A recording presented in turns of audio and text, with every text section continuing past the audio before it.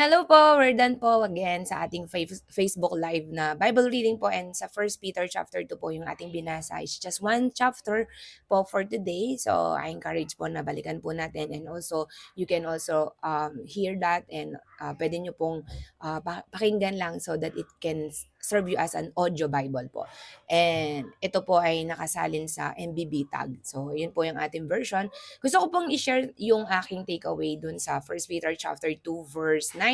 Sabi niya po dito, ngunit kayo isang lahing pinili, mga maharlikang pari, isang bansang hinirang, bayang pag-aari ng Diyos. Pinili upang magpahayag ng mga kahangahangang ginawa niya. Siya ang tumawag sa inyo mula sa kadiliman sa kanyang kahangahangang kaliwanagan. Kayo hindi bayan ng Diyos noon, ngunit ngayon, kayo'y bayang hinirang niya. No, hindi kayo nakatanggap ng habag, ngunit ngayon tumanggap na kayo ng kanyang habag.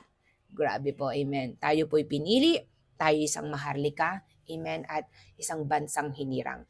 Napaka sarap po na malaman po no, yung habag ng Diyos. It's about the grace of God, amen po ba? Kaya po tayo nagkaroon ng pagkakataon na sabi nga niya, magpahayag ng mga kahanga-hanga niyang ginawa. So nakikita po natin na talagang amazing po yung pagliligtas ni Jesucristo sa atin. He died for us, He gave His life for us, He set us free, amen, and He redeemed all of this, restore us, and renewed us in everything. No? Kaya patuloy po natin angkinin, declare sa buhay po natin yung katunayan at ginawa ng Diyos sa ating mga buhay.